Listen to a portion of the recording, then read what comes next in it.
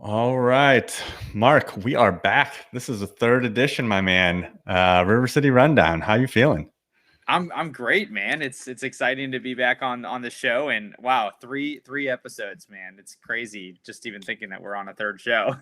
Can you believe that we are in June already? Like, I feel like it's wild that it's already June 1, that things are starting to come back and people are starting to race, but like I also kind of feel like, in St. Louis, we got hit with this just like monster heat and humidity out of nowhere that like now we're all jacked about running and getting back into it, and summer of St. Louis is bearing down on us week 1 of June.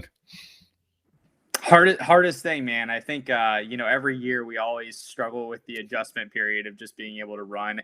When it goes from 40 degrees one weekend to the next one being 75, 80 degrees, and then just keeps climbing. So definitely having a lot of conversations trying to talk people off the ledge this week and letting them know that they're still in shape. It's just the nature of the weather. How are things for you though? You're coming obviously back from an injury, and I see you're getting out there more, and it seems like you've been able to be in the community. Tell me about the Arch City run the other night. That was exciting to see. Yeah, I mean, the you know for me, so what I've kind of figured out in my own training coming back from injury and Arch City run, which I could go on for days about having that back. Like you don't realize how much you missed it. It was 15 months that we were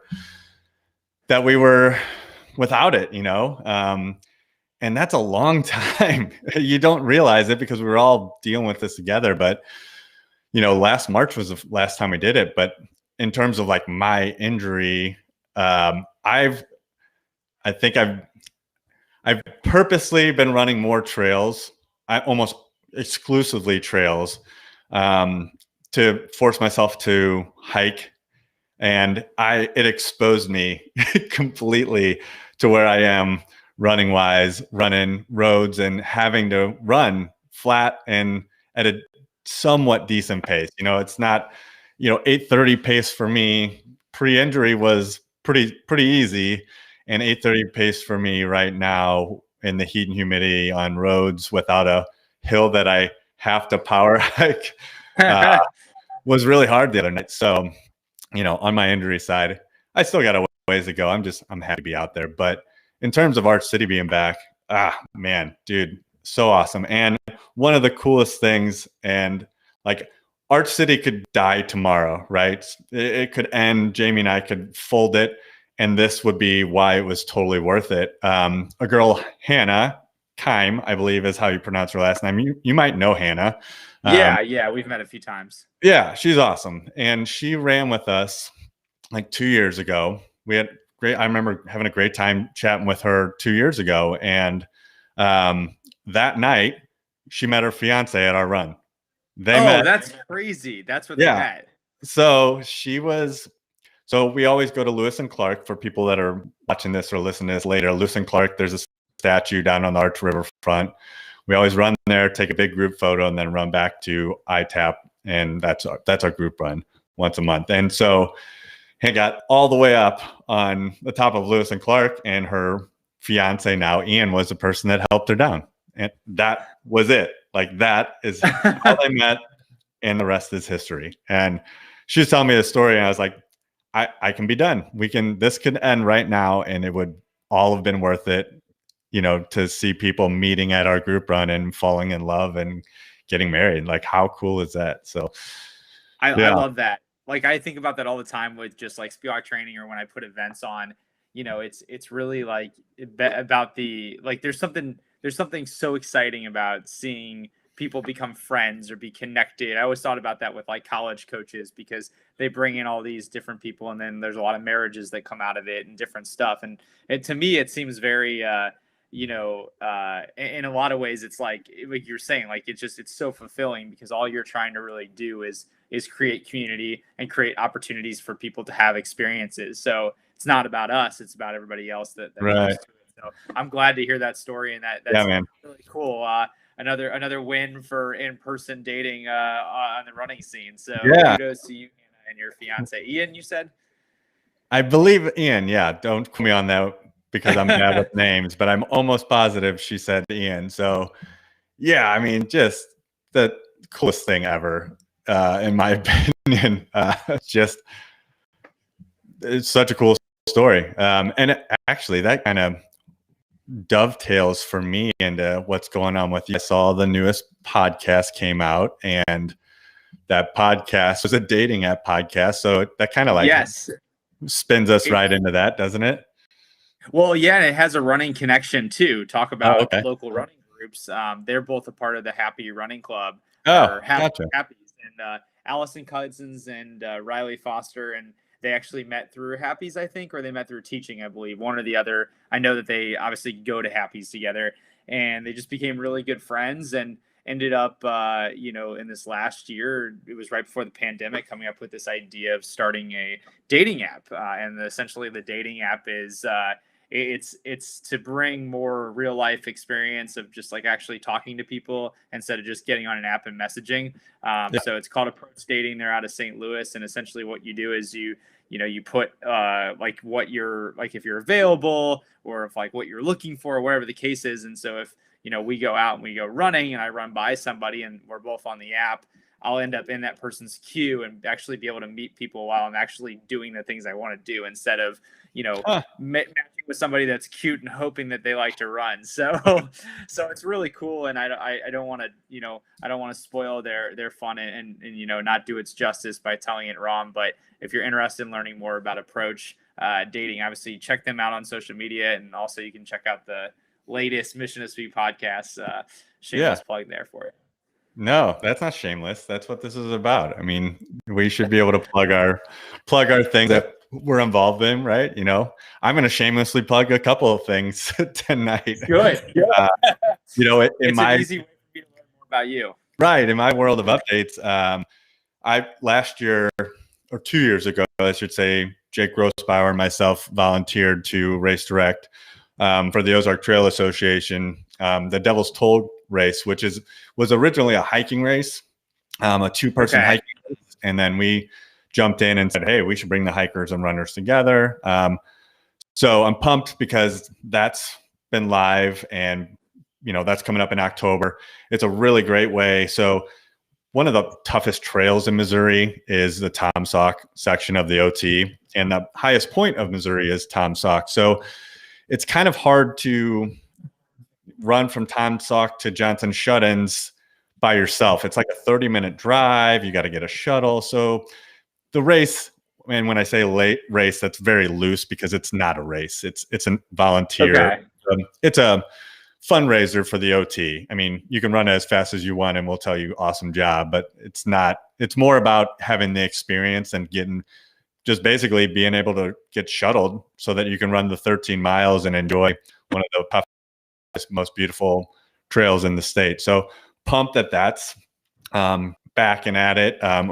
Also got pulled into another OTA volunteer, kind of co-volunteer RD role with a race that they're putting on called the Three-Legged Monster, which is basically like an adventure race where one runner and one mountain biker will start at the same time from two different locations, and the runner will run 13 miles, the mountain biker will ride 30, and then they'll meet back at Bass River and jump in a canoe and canoe down to Ozark Outdoor National.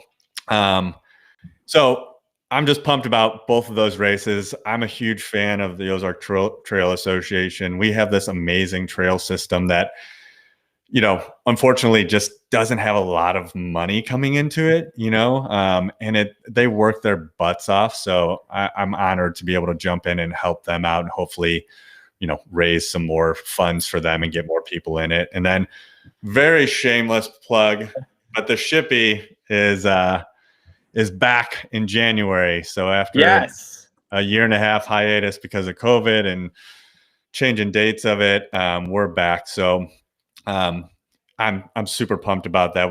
We have a lot of people starting to roll in, a lot of 100K runners, which is awesome to see. And something we're going to talk about later too, the Katy 82 relay. And do you see the chat from Kurt? Not sure if you can see that on your end. You don't need to but shut up for Tom I'll, Sock. let me pull it. So, I mean, it's true. You can do 26 miles of an out and back, and it is probably one of the most brutal 26 miles you can do in the state. But yeah, no, the Shippy's back. We're going to jump into Katy 82 a little bit. But one of the things that I really loved about the Shippy when we put it out, and I didn't really, we threw it out there and hoped people would like it, but the relays. So we have a 100-mile, 100K, and a 20-mile. And then each of those has a relay division with it too. And the coolest part for me at the end of that was all the relay teams who were like, that was the most fun relay I've been a part of. I'm like, awesome. All right. So we're on to something here. So anyway, she's back. Those are things that are going on my end. Jamie and I are heading up to Kettle Moraine 100 this weekend to work an aid station.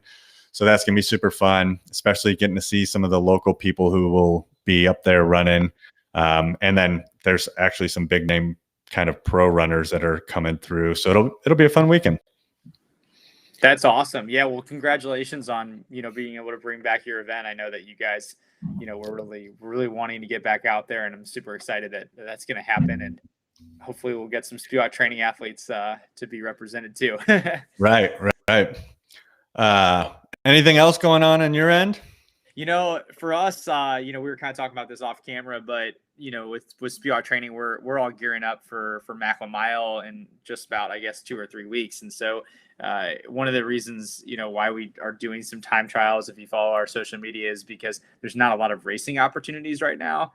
There really have never been a ton in St. Louis, I would say, like during the summertime, early summer, but instead of just kind of waiting around and hoping that something would come up, we decided just to do stuff within our team. And so this weekend we're going to have a time trial for the crew on the track, and it's a lot of fun. And other than that, I'm getting back into shape and post injury and able to run and able to participate in this awesome sport again. So lots of positives all across the board, and definitely very fortunate to be able to be back at it. I know as well as anybody else what it's like to be on the IR, and so it's a lot more fun to be participating than spectating. Not that there's anything wrong with spectating, but better be in it. Yeah, I'm pumped for you, buddy. It's been cool to see you back with your crew at Forest Park in the morning, and those splits starting to dip back down into Mark territory. So well, thanks. Puts a smile on my face. My Strava kudos, extra smile. It means the world, man. It means the world having that support. Well, I'm excited to hear, the trail updates of what's going on since we last talked, because I feel like, May was a good month, but, before, when we capped a recap, there wasn't a lot that went on. And then now I feel like tons of things have happened since we got to June.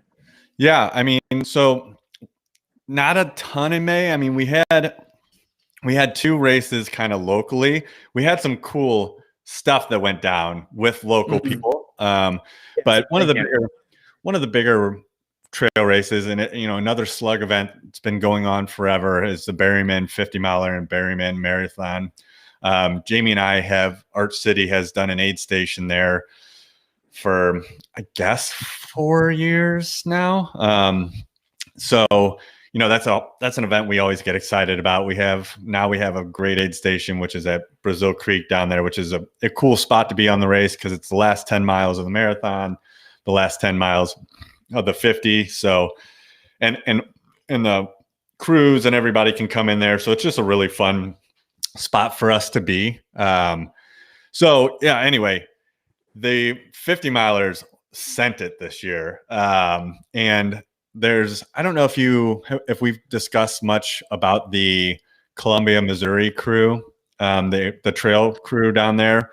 They have one of the better trail group names. They're called the Sunday Morning Ultra Training, and that acronym's out to SMUT, and that's what they call themselves, the SMUTs. I love that. But they are like this massively tight-knit community that travels within the state, out of the state, all together. They're great. And their ladies showed up at Berryman this year. They podium 1, 2, 3. Rebecca Thompson, who won OT 100 this past year, she ran a 9:45, and I mean 10 hours on this. It's more of a 52-mile loop is pretty legit, you know? So she absolutely sent it. You had following up from her was Sally Heel, who ran 10:42. And then not too long after her was Abigail Rolbiecki, and she was 11:11. So, I mean, those gals from Columbia came and just dominated that 50-mile race, which was awesome to see. Then on the men's side, we have this guy we're going to talk about a little bit later in the show who's new to St. Louis. His name's Chris Roberts. And this was a training run for the event that he came in. I guess you can technically say he came in second, but he DNF'd because it was a backyard ultra. And if you're second place, you actually don't get a finish, which is brutal. But Chris did this about a month before his race and ran an 8-hour flat 50-miler. Which is, yeah, I mean, that's screaming. That's especially on a rocky technical trail like Berryman. And then you had Arik. Arik was the guy that won Double Chub 50K. So a month prior, he ran that. And Arik ran 7:59:52. So you had a minute battle between those guys. They probably didn't even know they were that close to each other. But Arik came into our aid station, was struggling, and that Chris came right after him. And I was like, man, that's going to be tight. He's probably going to get past. He's not looking good. But I know, being around Arik quite a bit, that I guarantee you he saw him at some point and just was like, I'm not letting this guy pass me. So they battled it out. And then Zach Boyle, who's the young gun, 29-year-old. Do you know him at all? Yeah, he's a buddy of mine. He's a great guy. Great dude, guy. 7:32:30. I mean, and he was cool as could be the entire day. Just, you know, knew what he needed. Super nice coming in aid station. But yeah, I mean, 7:32 for a 52-mile technical trail race is just, that's total bonkers. Stud. Yeah, total stud. He is so versatile. He can kick your butt on the roads. He can kick your butt on a bike. He can kick your butt on a trail. I mean, I haven't seen him in the pool yet, but I'm sure he's good at the pool. And he has another baby on the way. He's got 2 kids. Holy cow. Yeah. So at 29? Yeah, dad strength. That's for sure. I mean, that's a massive factor. He was a high school rival of mine in the 3,200 meter. Oh, really? Event. Yeah, he used to wear a white headband when he raced, and we still talk about it all the time because I just never forget the white headband, and he inched me out. I feel like every single time, and it seems like he's doing that still every time we race. So kudos to you, Zach. We're proud of you. I love it. That's awesome. Yeah. So on the marathon side, and something else that I want to talk about on the 52 is just that last finisher, right? So I went up and hung out and watched the final few finishers come in. So Alan Benjamin is another guy from Columbia, and he's a guy that in the years past has had to be pulled from the race because he missed cutoffs. You know, in a trail race, there's cutoffs. You know, people are hanging out in the woods, and you got to get people in safe. So, you know, each aid station has a cutoff to where you have to be there by a certain time, or the swag wagon will come and take you back to the finish, right? And you know, that's happened to Alan in the past down there, and it was really cool to see him come in looking good at our aid station, get in and out, and be ahead of the cutoff, and for him to get that finish. And you know, I was talking about that Columbia crew; they're all there waiting for him, and as soon as he popped out of that woods, they went nuts, you know. And it was just cool to see. That's something I love about those ultras is it's such a family atmosphere. And when you all travel and train together, you know, your buddy coming in, making the cutoff when he hasn't before. And Alan, the guy's been running ultras forever. He's a badass, but you know, as you get a little bit older, it gets a little bit trickier. So that was cool to see. On the marathon side down there, John Hansen, who I don't believe he is any longer the national sales director for Salomon, but he was, and that's how I met him. And actually that's how I got onto the Salomon ambassador program, was through John. Super nice guy, stud too. I think this was his second time winning the marathon. So he ran a 3:39. Jeremy Greither, who is another super nice guy from St. Louis, he just crushes marathon 50K distance and and some of the shorter stuff, super fast. Couldn't be nicer. He came in second, 3:52. And then Kelly Hutchins from Paducah, who actually he ran Shippy a couple of years ago and DNF'd the 100K, but he's also a very strong runner. He came in 3:53.03.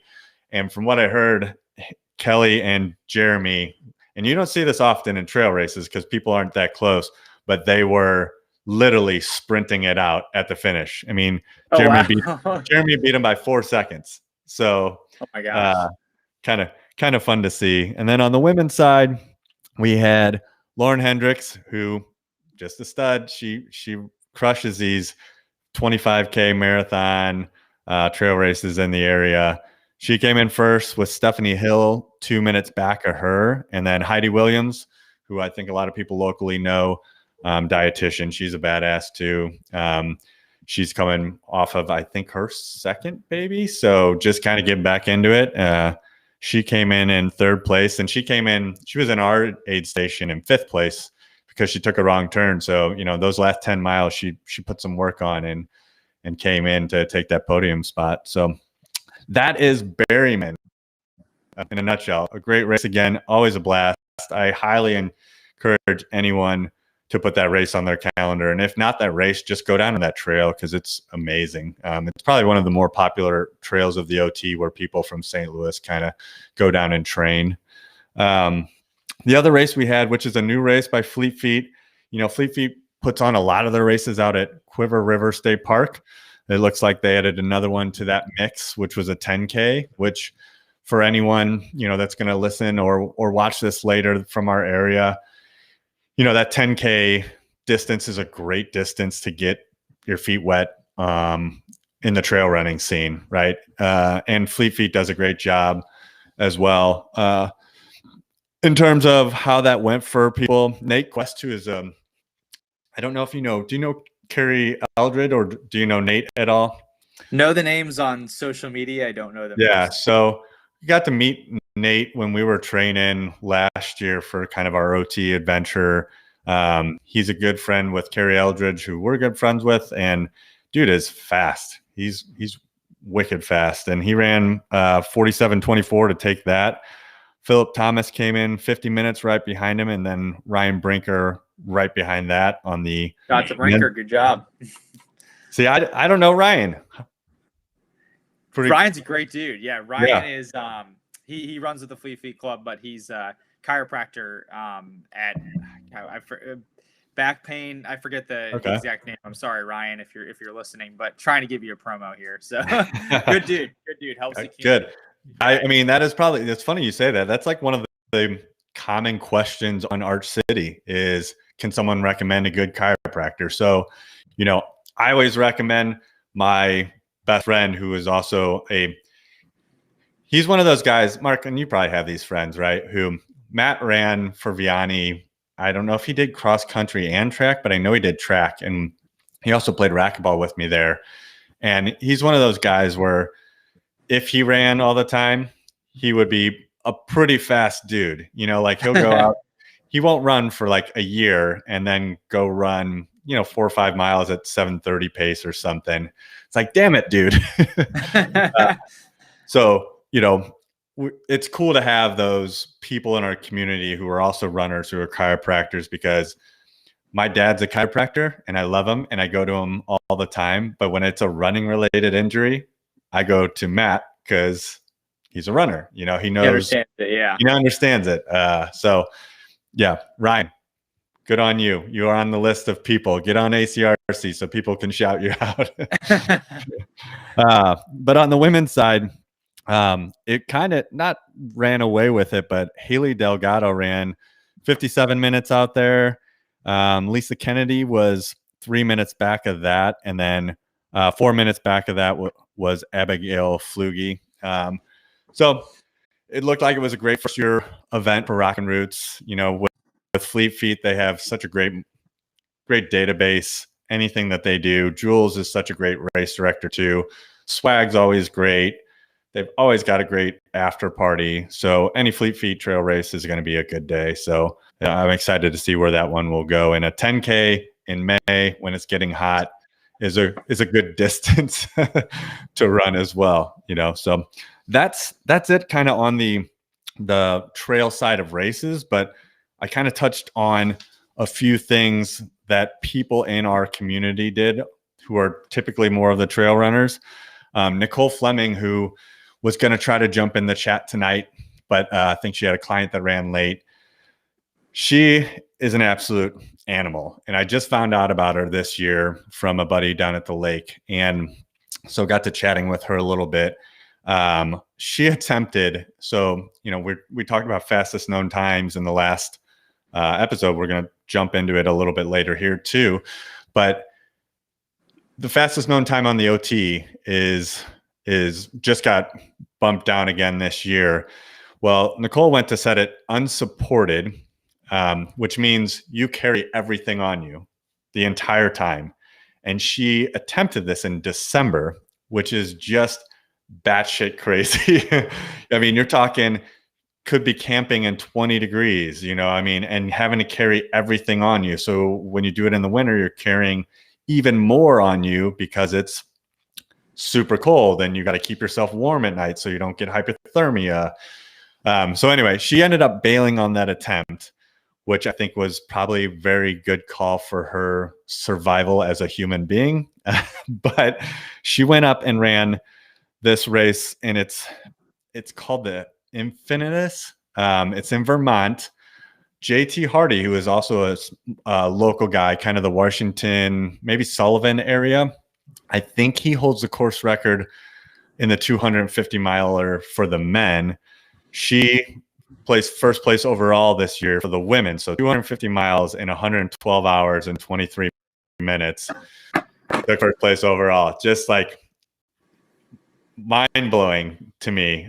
And Vermont in May, I'm sure is not super. It's got to be pretty warm or getting to be kind of warm. So, I mean, big shout out to Nicole. Anyone that's listening to this, and you're in the trail scene in Missouri. She's from Springfield, super nice. Keep an eye on her. She's a beast. And then we talked about Chris Roberts for Berryman as well. So I don't know much about Chris, but I know that he hasn't been in St. Louis long. When he came through Berryman, he was wearing a Grindstone 100 shirt, which is a really tough 100 miler on the East Coast. And after doing some research, it looks like he's been kind of doing really well in East Coast races. And so anyway, he lined up for the Capital Backyard Ultra, and I think that was in Virginia. And these guys, so the Backyard Ultra is kind of cool because it's easy to update. You're going 4-mile loop, so people take videos of people coming in. These guys caught the attention of kind of everyone in the ultra scene because him and Steve Slaby, who Steve Slaby is a U.S. 24-hour national team member, he's like an absolute beast.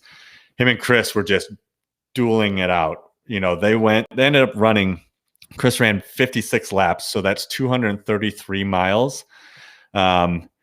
And then bailed. And then Steve got the win by running 237. So, Big's Backyard Ultra is that is the more or less the Super Bowl of ultra, the Backyard Ultras. And these other races are now how people get into it. So right now we've got, there you go. Kurt just said it, 4.17 miles. And the reason why it's 4.17, because if you do that for 24 hours, it equals 100 miles. Chris will be representing Missouri, whether he wants to or not, as a newbie this year at Big's Backyard. We also have Chris Boyle from the Lake, who's going to be down there. So people to watch out for on the ultra running scene locally, and keep an eye on, especially when that race comes out. And we'll keep people updated, in the community towards that as well through the show. That is my trail stuff. That was a lot. Sorry. You're up. What about KDA2? Well, okay. Is that paved path? I mean, no. This is KDA2 is a tough one because I think we can both take ownership of it. But totally. I think, well, so Eric Strand, he then again he went out and ran was it 70 plus miles? I think 70, yeah. his review. He was a little, I guess he wasn't, whether he took a wrong turn or it was, he was, I guess, told the wrong amount of distance. So sorry, Eric, that you had to run a couple extra miles. I didn't know how big of a deal that was, just based on the fact that I'm a road runner and I run shorter. But I guess it was explained to me, I think by your wife, that when you have extra 2 miles with finding that out, 30 miles in, it's not a very no, yeah. And I think it used to be 67, so I don't know if they changed. I know they changed the start, so maybe that added something to it. I will say this: Eric Strand, a couple extra miles is no big deal to him, especially since he's actually, he had the Katy Trail FKT for a while, so that's a comfortable place for him. Maybe not in that heat, but yeah, Eric's an animal. He will be running the Grandma's Double in, a couple of months. He does that every year where he runs to the start and then runs the race. There's amazing YouTube videos. People should look him up. Eric's one of the nicest guys in the ultra running scene, probably the running scene. And we're actually really lucky to have him in our community.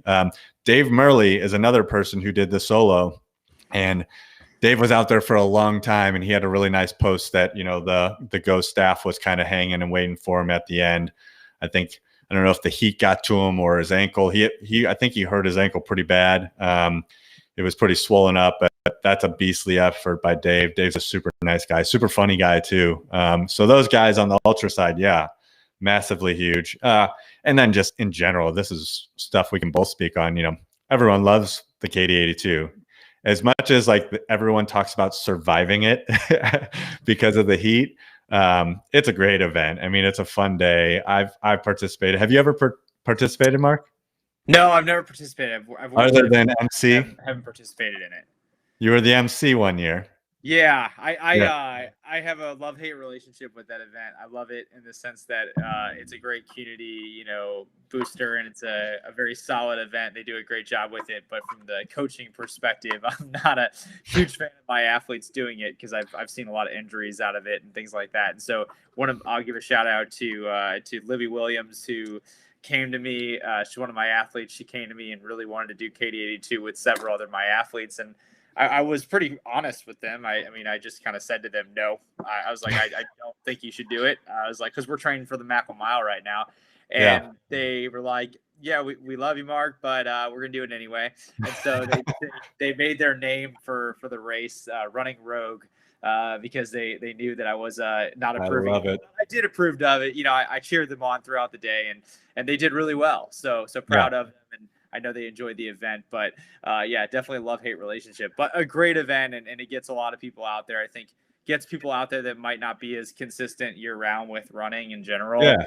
So it kind of gets all types of people out, which is really cool. It exposes people to the sport that might not necessarily be, ingrained in just running. So, right. And that's, not to go on too much of a sidebar, but that was one of the things that I really wanted to get accomplished prior to even when I worked the year at Go, because you have people that want to run that solo ultra.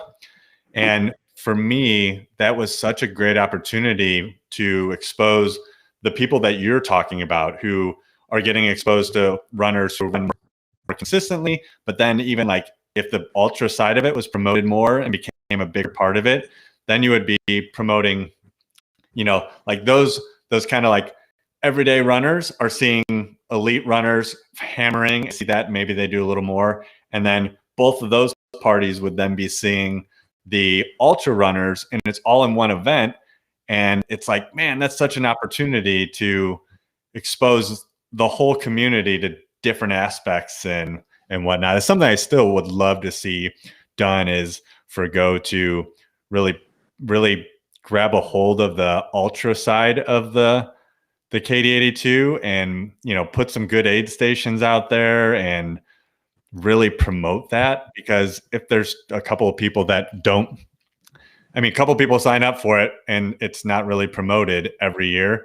If it was promoted, man, there'd be more people that do it. It would just be a cool way to bring the whole community together, in my opinion. But KD82 it's an awesome event. Everyone has fun. and I totally understand why you don't want your athletes doing it right before a mile. Not different goals. Right. Goals. Another sidebar. So most people in the local community know about Jackie Purtle Hall, right? So the Devil's Toll race is on the most technical trail in St. Louis, and Jackie in November is going back to Tunnel Hill to try to run sub 6 hours. She ran 6:07, I believe, last year, broke the course record, and her friend reached out to me and asked about them signing up for that, and if Jackie's coach wouldn't let her run it. So just like you. And I honestly said, as a coach myself, like, it's really a bad idea to run this race 4 weeks before Tunnel Hill, because you could walk on this trail and potentially break an ankle, So, but they signed up, so we shall see. Definitely, yeah. Every athlete's entitled to whatever they want to do. She's running rogue, Mark. She's running rogue. Exactly. Well, she's a great runner, and right. I'm sure if anybody can pull it off, it's her. Yeah. But well, on the road side of things, man, we've had some excitement, and I just put this up on the Facebook group just to get everybody excited. But Colleen Quigley, St. Louis native, class of 2011 from Near East High School, went to run for Florida State. A lot of you guys know she went on to be Olympian in the steeplechase, ran at Florida State, but then went on to run with the Berryman Babes under a really strong group of women that she got to train with for several years, and decided in the last few months that she was splitting from Berryman and splitting from Nike. I think that was a big deal as well, and she left her coach and ended up getting starting her coach from. I guess it was her, and I had to double check, but I believe it was her coach from Florida State. He was either a GA grad assistant, or he was just one of the assistant coaches that was on that staff, and they built a good connection, it seems. And she announced that over Instagram Live and was able to watch that. It's a really good interview if you guys want to see it. It's on her Instagram. She kind of takes you through what it's like to pick a coach, and really tries to share that experience. And she wasn't talking a lot about branding. And who she was going to pick up, but she spoke a lot about like what she wanted out of her running career and how she wanted to be representative, and I think a lot of people were inspired by that message. And just recently, she didn't, I guess she signed with Lululemon, but Lululemon's kind of corporate, language is not, they don't sponsor athletes. They say that that athlete, I guess, is like more of one of their ambassadors, one of their members of their communities. However, I know that she got a pretty damn good offer from Lululemon that I believe beat out Nike and everybody else that was in the picture. So pretty cool that she's signed with Lululemon and is able to be a representative of Lululemon, a brand that obviously I'm not repping them right now. I'm repping the Boston Marathon, but Lululemon, I am a rep or ambassador for them. So I apologize. Your teammates now. Yeah. Well, I think that's the big thing. I wonder if that was the selling point for her, finding out that I was the St. Louis Lululemon front act. So, but no, just really cool. It's crazy, honestly, because Lululemon is a really established brand. They do a lot with running, but for her to kind of leave that whole world of Nike, that just is a factory for Olympians, and for her to kind of go on her own, do something different. Kudos to her. I think it's unique. It's great from a branding perspective. She has more flexibility to bring on other sponsors. I think she gets a lot more opportunity probably for her own person. And she was a model coming out of high school. I know she did some modeling with Nike when she was a part of Berryman, but I do believe this is probably going to be something that she's going to have the opportunity to kind of explore that more too. So I think when you're thinking of the new picture of athletes, it's like, success on the track is really important. Obviously, getting to the Olympics and all that different stuff, that's your credibility. That's what gets people to follow you. But the reality is, how do you retain those people and why people want to follow those athletes? It's the personality and what they're doing. She started this Fast Braid Friday where basically girls all over the country, they braid their hair on Fridays. And I don't have a lot of hair, so I can't speak to it. But I know that we're in the same boat. The high school girls I coach, I know a lot of girls resonate with that message, and then she interacts with them on social media. So she does a really good job just across the board with all, I would say, high school athletes, connecting with the adults, all across the board. So congrats to the St. Louis native, and we'll be cheering her on as she gets ready for hopefully another Olympics this summer.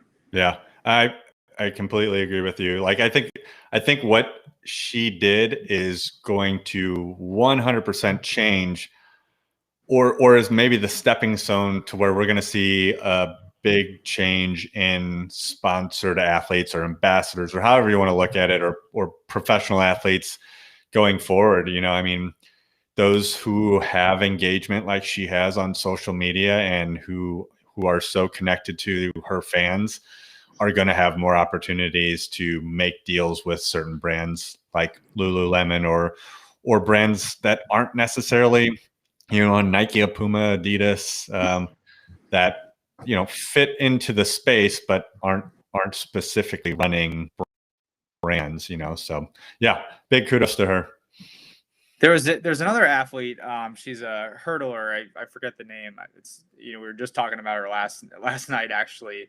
Another phenomenal hurdler, but she signed with another one of those kind of, not, I wouldn't say off brands, but off brands to our, you know, what we think of kind of like you said, kind of the powerhouses, the super brands when it comes to running. Yeah. So I think and I want to say Allison Felix signed with Athleta or something similar. So, you know, I think that there is definitely a transition and a movement happening with these athletes, and I think it's kind of a writing on the wall. Is like just because this is what's worked for so many years doesn't necessarily mean that has to be the standard for how athletes are going to be represented. And it's hard because, you know, you're dealing with a lot of different you know things that are flowing, but when it comes to professional running, like, just not getting the revenue that you're going to get if you're, you know, making a MLB roster, you know, or if you're making a, right, you know, NBA team, you know, the opportunity for making money is a lot harder for these athletes. And we see that on the trails with those folks too. It's like, totally, you know, it's not a money sport. So I always give anybody kudos that can kind of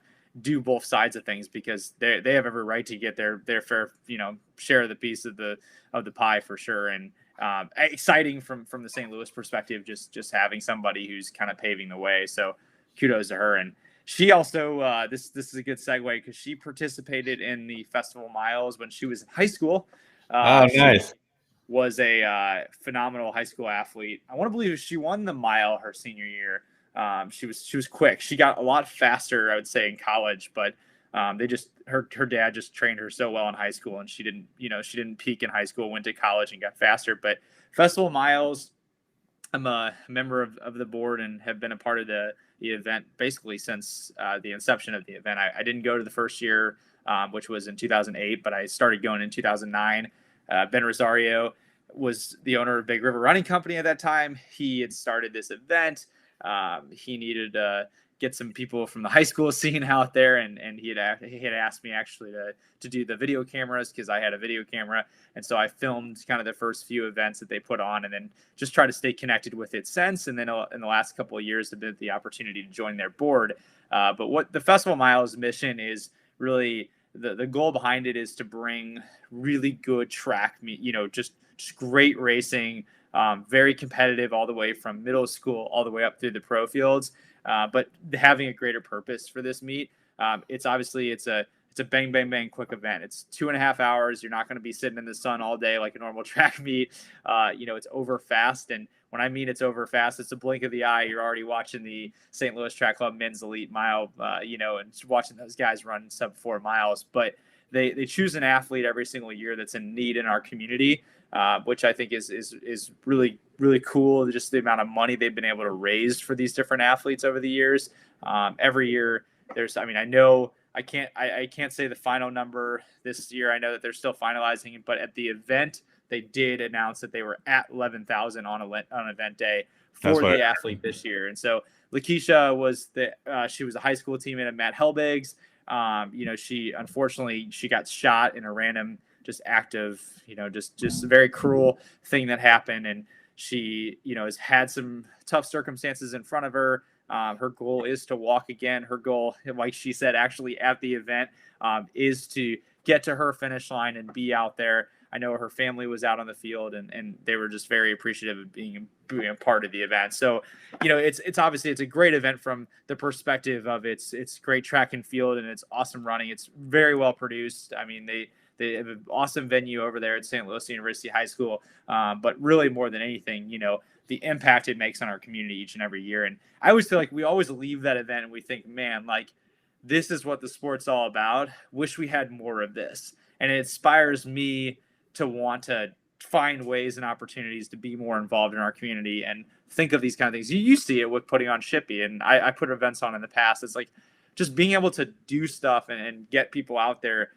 is so exciting. It takes a lot of energy and it takes a lot of consistent hard work behind the scenes, just like your own running. But I encourage anybody that has an idea to plow forward and to try to get yourself out there and do different stuff, whether it's through volunteering or it's event directing, whatever the case is, because it's great for our community. Oh, totally. I mean, I think that's a good point. Not everyone's going to want to go put on a race, but the volunteering, I mean, gosh, volunteering at any race, you feel the reward almost as much as an RD does. I mean, if you're out there, depending on what race you do, and maybe not so much at a 5K, but sometimes there's those moments at a 5K where someone's trying to best a time and they're struggling late, and maybe you're the person that's cheering them on or giving them water. It's just, I mean, it's one of the most rewarding things ever, be involved in some capacity in an endurance, event, whether it's volunteering for the staff or at an aid station or a water stop or even just pre or post and being able to see the event itself. I mean, you can't not leave there and feel inspired and feel happy and just like pumped to go off and do more for yourself or for others. So yeah, totally agree. Absolutely.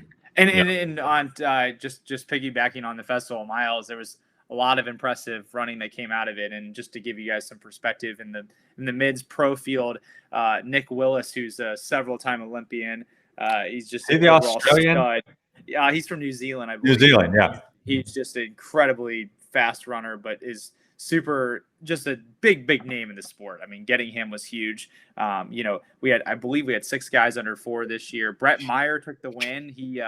He's unattached and he does not have a sponsor, but he was really nice guys from Kansas, Fort Hays State, I believe is the name of it. I apologize if I'm fudging that university, but D2 school, not one of those guys that, just ran downright D1. He really worked for, his opportunity right now running professionally. And he actually came a few years ago to the Festival Miles, and I was able to kind of bond with him a little bit the day after we went for a run together. And so we follow each other on Strava, and just a really nice guy.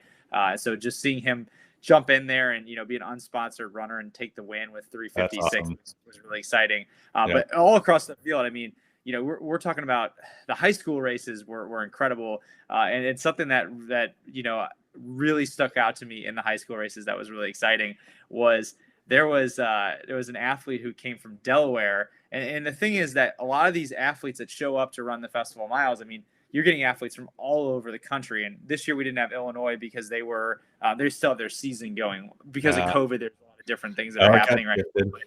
We got this kid from Delaware who, I guess he was injured, and he won the Spewot training development mile. So it's the slower mile, but you have to be under 4:20 in the mile to make this mile. And so he didn't run all season. He'd been injured, and he won it in 4:14. And afterwards they interviewed him, and he said in front of the whole crowd, he's like, he's out of breath. He can barely talk. And he just goes, man, St. Louis, that's where it's at. This is where it's at. That's what he said. He's like, this is where it's at, because there's so many people in the race that are running right around your time. It's so competitive. There's a rabbit for each race, and a rabbit is the person who kind of just leads people through a certain amount of meters, sets the pace. The women's fields, the high school fields were incredible. There was a girl who went, I have to pull up the results on this one, but I believe she went 208 or 209 in the 800. Let's see, let's pull her up. I have to do her justice just to get her in here, because the meet record is a 207. Yeah. Let's see what she ran. Oh crap. She ran a 208, Michaela Clark, and she's from Lee Summit West. But we had 2 girls in high school run 208 800s. I mean, just giving you guys perspective, that is so fast. And Kylie Gardfarb, who's who's from John Burroughs, ran a 2:13. Savannah Lesher, who I worked with when she was in middle school, ran a 2:14. So fast across that board. Looking at the women's pro field, we had a very awesome, race from, and I'm going to mess up her name. I always screw it up, but it's Amanda Eccleston, and she's from Brooks, and she comes like every year, and she got the win. And afterwards, she was talking about how, she just decided to devote this race to like running for the love of competition. And she'd put a lot of pressure on herself, and she'd been struggling. And then here she goes and she wins. This is the first year we had a mile too for the women's side of things. Usually it's just a professional women's 800. So that was really cool. So a meet record 4:30. And then right behind her was Taylor Warner, who you might know. She's from the St. Louis area. She ran for the University of Arkansas, was an All-American there. She signed with Puma. Huge deal that came out of this area. She ends up being second place in her, I believe it might be her pro track debut on the outdoors. At least it was the first time that she had run professionally at the Festival of Miles. But here's a girl who ran who ran these races for years in the Festival of Miles, and is coming back with a legitimate sponsor, real uniform, whole kit, racing in front of the home crowd. And then Ben Rosario with Hoka's team, with Northern Arizona Elite, he brought one of his women there, Lauren Paquette, and she ran 4:35. It was right behind her. So it was a competitive field on that end, and it was exciting. And then I just have to real quick shout out the boys high school mile too, because that was exciting. This was the big championship. So the one I sponsored was, I said, the slower mile, but giving you perspective, here were the top 5 times of the high school championship mile. Okay. And these are high schoolers: 4:06, 4:08, 4:08, 4:08, 4:09. 6th was 4:09. 7th was 4:10. 8th was 4:10. 9th was 4:10. 10th was 4:10. 4:12, 11. 4:13 was 12. I mean, geez, the slowest person in the field ran a 4:19 with a 15. And like that was just because he got out, quick with those guys. He could have run faster, whatever the case is. But just the depth of this meet is incredible, and it's really cool to be a part of it. So I'm sorry, I'm fanboying over here. But no, I love it. I love it. I mean, and I had the opportunity to join the board a few years back, and it was when we were just kind of getting things going. And to be honest, I was more overwhelmed by the offer to be on it than anything, because I've never run on a track in my life at that point. So, I mean, I love that we have this event in town, and if circumstances in my home life were different last week, we would have been there. And I look forward to getting down there in the next few years, especially bringing our girls down to watch the younger kids run in, and hopefully they'll take part in some of the fun stuff too. That's the big piece too. Is just that there's so many athletes who are coming there as high schoolers. They're coming there as middle schoolers. I've coached a lot of these athletes over the years who are running in the high school race, and they started doing it in middle school. It's exciting. It's inspiring for those athletes, and it's really cool to have this year in and year out. And it's exciting. And what I'll say too is, I don't want to skip I'll just go through these quickly, because I know we have kind of a hard stop. Ryan's a celebrity, so he's got more on his plate tonight. He's like an ESPN reporter over here. They got to send him into action. We had the St. Charles half that went on. That was a little bit further back. It was in May, but that's a tough course. I thought it was super flat, and then a couple of my athletes ran, and there was some tough hills to it. But Kirby Simon, let's give him a shout out. He ran a 1:13 on that day, which was really hot and humid. Yeah, hot and humid. He ran for WashU, total stud, really nice dude. I don't think he's listening, but if he ever does listen, maybe I'll send him the YouTube link, and he'll get his fame right here. But Frankie was right behind him with a 1:18, so that was pretty cool to see. And the women's side, I actually don't know these women who were up front, but Paige Loyler, she ran a 1:28, and then I guess Jerry Glicksman ran a 1:29. So those are 2 really respectable times on a tough course. And then heading over to Ferguson Twilight, this is an event real fast that a lot of you guys in St. Louis probably know about, but Ferguson's just an awesome town. They really come out and support this event. They've been doing this for several years now, over a decade. Dwayne James, the race director, and his entire crew with their committee. Their whole thing is that they raise money for just different organizations in their community that they can impact. So all their money goes to something, in our community, which I think is really cool. But they have a 5K, 10K. Now they have a 10-mile. I don't know if they ran the 10-mile this year due to COVID, but that was an event that was able to go off this year. And it was one that, like, in years past, gets several thousand people. So really cool that they were able to do it, even if it was, had to be modified. It was just kind of like we talked about with Go St. Louis. It's one of those staple events that we were really glad just to see. I was going to say, that's got to be, has to be one of the bigger road events in the area. You think about, you think about like the Berryman, and the future Shippy, of the trail side of things. That's what Ferguson is every year. Yeah, exactly. Yeah. So that was cool. And it's not an easy course. Marcus Walden won the 5K. He runs for the Big River Racing team. He's a great dude, really nice guy. Get to know him sometime. That Kobe Parks ran a 35:11. Adam Ethier ran a 38:23. Those were in the 10K. Sorry, the 5K, 10K there. And then, Adam, I'll give a big shout out to Adam because the guy's been injured for a long time, and Adam's a beast. Total stud. Total stud, road, trail, absolute beast. And when I saw his time, I was like, dude, you haven't, like, he ran on the treadmill maybe like 2 weeks before that for 2 miles and then went out and did this. Hopefully he's not injured post, but man, what a performance coming off of a pretty bad injury. Well, he reminds me a lot of like Zach Boyle in the sense that they can kind of do both sides. And Adam's a great dude. And it seemed like for, he's newer to running, I want to say in the last several years, but has really caught steam and ran like a low 240 marathon at Chicago. Yeah. So insane. Dude's a total stud. So I'm not surprised that he's going out there, and even if he's limping, he's still going to beat us. So, but then Tina Muir ran the 10K, and for a lot of you guys on the trail side, Tina now. She's got a really popular podcast, the Running Mom podcast, and she does a lot of great work for the overall running community around the country. But she was a very successful road runner for several years. Now she switched over to the trails. It's fun to kind of follow her adventure on social media and such. So I definitely check her out. But she took a win on the 10K side of things, and that was it. And then I do want to mention, and take a little bit of your steam here, but there was an FKT. I love that I actually am using that term. But Taylor Rowan, who she's an awesome person. Griffin's now fiance. We saw that on social media. So they're married. So congratulations. She ended up, I know, Ryan, you talked about this last time. Griffin was unable to actually do his attempt, unfortunately, due to them being attempted to be carjacked, and he ended up injuring his feet. Very unfortunate situation, but she ended up doing it and getting it. So how exciting was that? Yeah, I mean, and really, like, this is a cool thing about this. One, no female has done it to this point. And just looking at her time, she ran 3 days, 15 hours, 32 minutes. So let's just say we go back to the original FKT. Okay. She would have taken nearly a day off of the first FKT set by a man.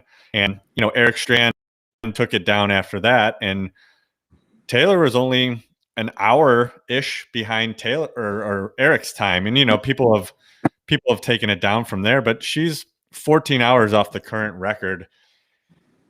I mean, it's just, especially after all they went through, that's a badass performance. And I'm pumped that a female went out there and laid something like this down. I hope that it brings more ladies to attempt something like this. And yeah, just a huge shout out to her. And then big shout out for them. Literally, I think got engaged yesterday. So yeah. I believe either on a hot air balloon or at least that's where they cheered. So right.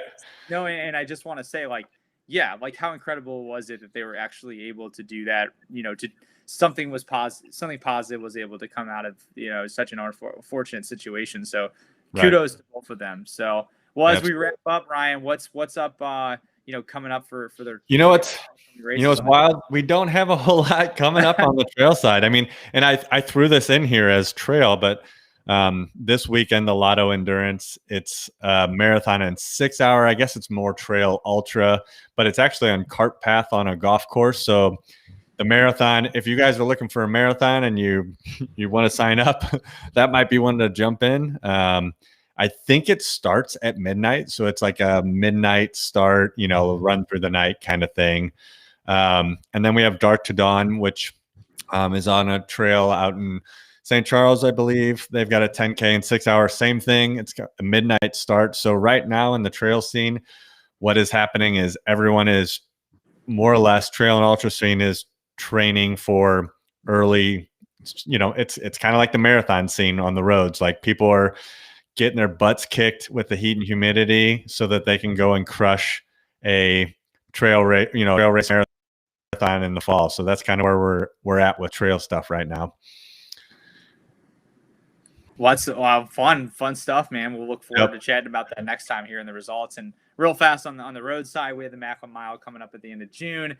Fleet Feet, I know, is timing some races in early July. There's a couple of things that are popping up there, but overall, it's going to be kind of a quiet, next couple weeks and months for the St. Louis road scene as well. So As we all know, running in the heat and humidity in St. Louis, it's tough. So everybody, make sure you're drinking your fluids and doing the best you can to adjust your effort. And if you think you suck because you're not hitting your paces, you don't suck. I promise. You just dealing with a thing called the poor man's altitude. Yeah. Well, and for a lot of the people locally, this is a great time to train for altitude races that are coming up, Yes.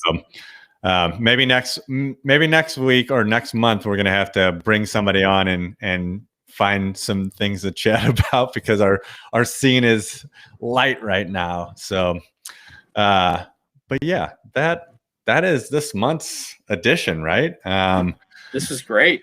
This was great. I'm super pumped, and we are going to, like we talked about last episode, get into highlighting some more local nonprofits and some of Mark and I's local picks. Those are things we are going to do down the road. Ever evolving, the River City Rundown. It's a work in progress. We appreciate people watching. Hopefully we'll continue. Kurt, you are the all-star of the day for coming in and hitting us with some comments. I love it. We'll get more of that going over time. And Mark, man, as always, I appreciate it. I can't wait to go grab a sandwich with you this month. Can't wait, man. Absolutely. Keep at it. Every one of those kudos I'm giving to you has an extra smile behind it. I guarantee it, buddy. Same for you, brother. I appreciate this opportunity, and always great chatting St. Louis road and trail running with you. All right, cool. And thank you guys for watching. We will see you in July. That's wild to say. All right. Take care, guys. Thank you. Good night.